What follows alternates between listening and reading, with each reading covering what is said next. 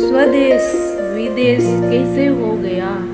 स्वदेश यानी कि अपना देश, और अपना देश इसको कहते हैं जो पूरा सनातन से रंगा हुआ था, सनातन के ही सब जगह झंडा लहरा रहा था। ऐसे सनातन की भूमि विदेश कैसे हो गई, उसका कारण एक ही है कि सनातन के प्रति विमुखता, अज्ञानता।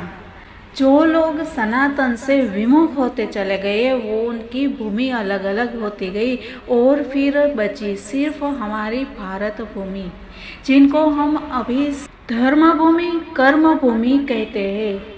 हमारा भारत देश है वो कर्म प्रधान देश है और धर्म प्रधान देश है, और यहाँ पे सनातन की रक्षा की आशा करते हैं। और इसी आशा और उम्मीद के साथ मित्रों हम हर बार एक ही बात कहते हैं कि हम सनातनी है, सनातन ही सत्य है, हिंदुत्व ही पहचान है। सनातन के अलावा और कुछ भी नहीं है जिसमें ये अज्ञानता थी सनातन के प्रति, अपने धर्म के प्रति, जो सदियों करोड़ों युगों पुराना है ये धर्म अपना, और इसके प्रति जिनकी अज्ञानता थी उनका एक समूह बन गया और वो बन गया विदेश। और आज हम जब देख रहे हैं कि प्रयागराज में कुंभ मेला लगा है और वहाँ पे देश विदेश से लोग आ रहे हैं, आकर्षित हो रहे हैं, तो ये एक गौरव की बात है। और मुख्यतया बात है वो ये है कि उनकी जड़ें सनातन के साथ जुड़ी हुई है, इसीलिए वो उधर से यानी कि विदेश से यहाँ पे आकर्षित होते हैं, जबकि यहाँ हमारे ही सनातनी बच्चे जो है उनको पता तक नहीं है और वो विदेश की ओर भागते हैं। और ये सबसे बड़ा ये दुख है, कष्ट है हम सनातनियों के लिए, क्योंकि आज हम देखते हैं कि हर एक घर से अपना एक ही बच्चा क्यों ना हो लेकिन वो विदेश जाता है। पता नहीं क्यों विदेश के प्रति इतना लगाव है, क्या है विदेश में। विदेश से लोग इधर आते हैं, अगर हमने बहुत ऐसे वीडियोस देखे हैं कि जो विदेश से यहाँ पे आके हमेशा के लिए स्थायी हो गए हैं और भगवान के भक्त हो गए हैं। लेकिन हमारा सनातनी जो बच्चा है उसको विदेश के प्रति इतना लगाव क्यों है। और बच्चे तो बच्चे, लेकिन माता पिता में भी ये एक क्रेज़ छिड़ा हुआ है कि हमें अपने बच्चे को विदेश में स्थायी करना है। तो ये एक बहुत ही करुण परिस्थिति बनती जा रही है और इसके लिए प्रत्येक सनातनी को जागरूक होना जरूरी है और औरों को भी जागरूक करना जरूरी है। क्योंकि मित्रों ऐसी बातें हम इसके लिए ही करते हैं कि हम हर बार कुछ नया टॉपिक आपके सामने रखते हैं जो कि हमें कुछ ज्ञान प्रदान करे। हमारा वैभव जो है उससे लोगों ने अपने चश्मे से देखा है, लेकिन चश्मा अगर निकाल लेते हैं तो पता चलता है कि इसका सही मायना क्या है, हमारे शास्त्र हमें क्या सिखाते हैं।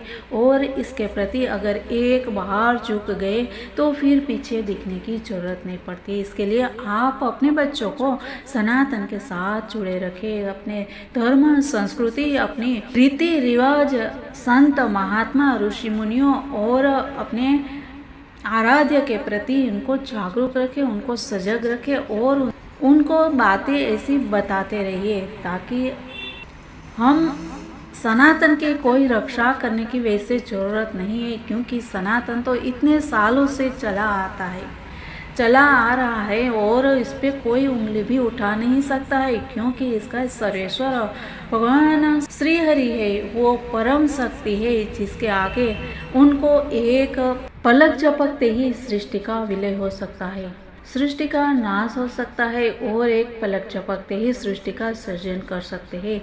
ऐसे हरि सर्वशक्तिमान है, लेकिन हमारा भी तो धर्म है और ये हमारा धर्म है वो हमें यही सिखाता है कि हमें अपना ये मुख्य धर्म जो है उसकी कैसे रक्षा करनी है। हमें अपना कर्तव्य, हमारी फर्ज जो है वो कैसे हमें जागरूक होना है।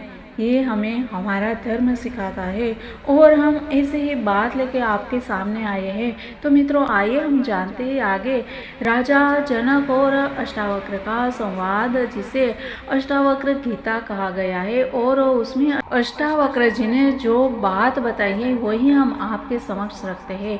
तो इसके लिए आप इस चैनल पर नए हैं तो चैनल को सब्सक्राइब कर लीजिए, साथ ही बाजू वाले बेल आइकन को भी प्रेस कर लीजिएगा। और आप तुम्हें वीडियो पसंद आता है तो लाइक, शेयर और कमेंट करना भी मत भूलिएगा। तो मित्रों, आइए हम जानते हैं आगे। अध्याय 14, आत्मज्ञानी अवधूत पुरुष की स्थिति, जिसका पहला श्लोक है। प्रकृत्या शून्यचितो यः प्रमादात् भव भावनः निद्रितो बोधित इव क्षीण संसरणो ही सः। जिसका चित्त स्वभाव से ही शून्य, विषय चिंतन रहित है और जो उपेक्षा पूर्वक विषयों में इस तरह बरत लेता है कि मानो कोई गाढ़ी नींद से जगाया हुआ पुरुष आलस्य भरे शरीर से काम कर रहा हो, ऐसा पुरुष संसार से रहित ही है। जब मेरी स्पृहा ही नष्ट हो गई तब धन क्या, मित्र क्या और मेरे लिए विषय रूप लुटेरे भी क्या, मेरे लिए शास्त्र क्या और विज्ञान भी क्या। साक्षी पुरुष को जो ईश्वर और परमात्मा से अभिन्न है जान लेने पर जब बंधन और मोक्ष दोनों की आस्था नष्ट हो गई तब मुझे मुक्ति के लिए क्या चिंता हो सकती है। जो भीतर से विकल्प शून्य है और बाहर से भ्रांत पुरुष के समान स्वच्छंद आचरण करता है, उसकी उन अनिर्वचनीय अवस्थाओं को वैसे लोग ही जानते हैं। 15वां प्रकरण, मोक्ष का मर्म तथा अद्वैत निरूपण। सात्विक बुद्धि से संपन्न जिज्ञासु पुरुष को जैसे तैसे थोड़े में भी समझा दो तो वह कृतार्थ हो जाता है, और इससे हीन पुरुष तो जीवन भर जिज्ञासा करता फिरे तो भी मोहग्रस्त ही रहता है। विषयों का नीरस हो जाना ही मोक्ष है, विषय में रस आना ही बंधन है, बस इतना ही तत्व ज्ञान है। इसे जानकर जो इच्छा हो करो। यह तत्वबोध वक्ता को मूक, प्राज्ञ को जड़ और महान उद्योगी को आलसी बना देता है। इसलिए भोग चाहने वालों ने इसका परित्याग कर दिया है। न तुम देह हो और न देह तुम्हारा है, न तुम कर्ता हो और न तुम भोक्ता। तुम सदा एक रस चेतन साक्षी हो, निरपेक्ष होकर सुख से विचरो। राग द्वेष मन के धर्म है और यह मन कदापि तुम्हारा नहीं है। तुम विकल्प एवं विकार से रहित बोध स्वरूप हो, सुख से विचरो। समस्त पदार्थों में अपने आप को और समस्त पदार्थों को अपने आप में जानकर अहंकार और ममता से रहित एवं साक्षी हो जाओ।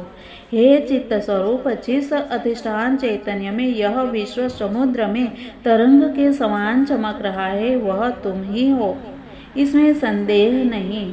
तुम निश्चिंत हो जाओ। वत्स, श्रद्धा करो, श्रद्धा करो, इस संबंध में भूल मत करो। तुम प्रकृति से परे ज्ञान स्वरूप और परमात्मा ही हो। गुणों से लपेटा हुआ यह शरीर ही रहता है, यही आता जाता है। आत्मा न कहीं आता है न जाता है, फिर तुम इसके लिए क्यों शोक करते हो। चाहे यह शरीर कल्प पर्यंत रहे और चाहे आज ही मर मिट जाए, इससे तुम्हारी हानि अथवा लाभ ही क्या है। तुम केवल चित्त स्वरूप हो। तुम अनंत महासमुद्र हो और तुम में यह विश्व एक नन्ही सी तरंग। यह स्वभाव से ही उठे या न उठे, इससे न तो तुम्हारा कोई लाभ है और न हानि। वत्स, तुम केवल चित्त स्वरूप हो। यह जगत तुमसे भिन्न नहीं है। ऐसी स्थिति में किसे, कहाँ और क्यों है और उपाधि की कल्पना हो। तुम एक अविनाशी, शांत एवं निर्मल चिदाकाश हो। तुम में जन्म कहाँ, कर्म कहाँ और अहंकार ही कहाँ। जो कुछ तुम देखते हो उस दिखने वाले पदार्थ के रूप में एकमात्र तुम ही प्रतीत हो रहे हो। क्या कड़े, बाजूबंद और पायजेब स्वर्ण से पृथक प्रतीत होते हैं। यह मैं हूँ, यह मैं नहीं हूँ, इस बंटवारे को छोड़ दो। सब आत्मा ही है, ऐसा निश्चय करके निसंकल्प और सुखी हो जाओ। तुम्हारे निज स्वरूप के अज्ञान से ही विश्व की सत्ता है। परमार्थतः एकमात्र तुम ही हो, तुमसे भिन्न न तो कोई संसारी जीव है और न कोई असंसारी ईश्वर। यह विश्व भ्रांति मात्र है, वस्तुतः कुछ नहीं है। जिसका ऐसा निश्चय हो गया है उसकी वासनाएं नष्ट हो जाती है, वह स्फूर्ति मात्र रहता है, वह न कुछ के समान निर्वाण का अनुभव करता है। इस संसार समुद्र में एक ही था और रहेगा, न तुम्हारा बंधन है और न तो मोक्ष, तुम अकृतकृत्य हो, सुख से विचरो। हे चित्त स्वरूप, संकल्प और विकल्प के द्वारा अपना चित्त शुद्ध मत करो, उपशम शांत हो जाओ और अपने आनंद स्वरूप आत्मा में सुख से रहो। तुम कहीं भी किसी का भी ध्यान मत करो, कहीं कुछ भी हृदय में धारण मत करो। तुम नित्य मुक्त आत्मा हो, विचार करके भी क्या करोगे। इस प्रकार हमारा आत्मा है वो सत्य चित्त और आनंद स्वरूप है और हमें उसी को समझना है। मित्रों, इसके साथ ही मिलते हैं हम कल की बातों में। तब तक के लिए सबको जय हिंद, वंदे मातरम, भारत माता की